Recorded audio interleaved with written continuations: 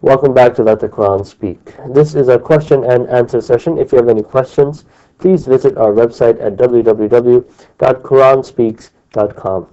Now, Brother Shabir, the first question today is regarding OSAP. Last week we dealt with a little bit of finances as well. We dealt with mortgage.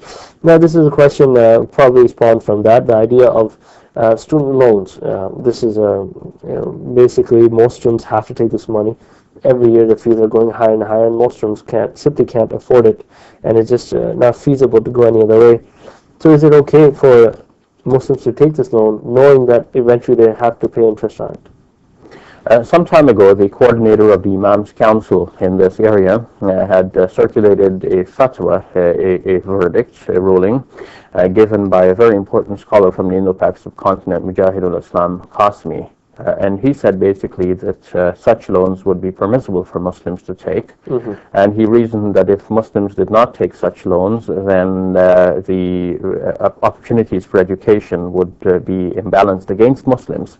And this could hardly be a long-term strategy. So based on the darura, or necessity, he ruled that it would be permissible for Muslims to take such loans, and by implication, obviously, for them to pay the interest on such monies due.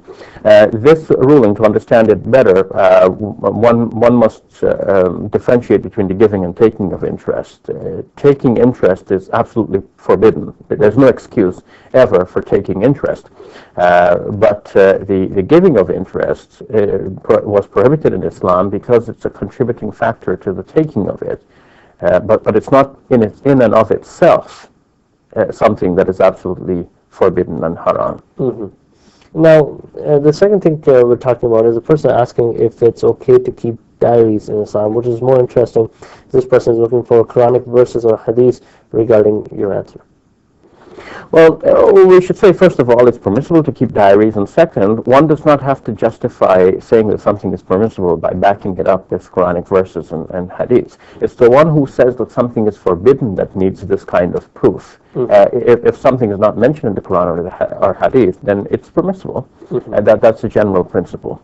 And this applies to everything. Yes, the burden of proof is on the one who claims that something is forbidden, because we are not at liberty to make up laws on our own.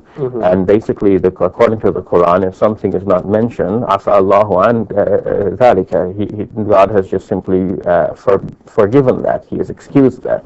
So basically the idea is that this is a complete book. Nothing was left out. There was no concern for space or anything like that. Yes, if something was not mentioned, it's because God wants to not make a ruling on that, and it'll be left to human judgment. If something is not good, people should not use it, and if something is good, they can make use of it. Thank you,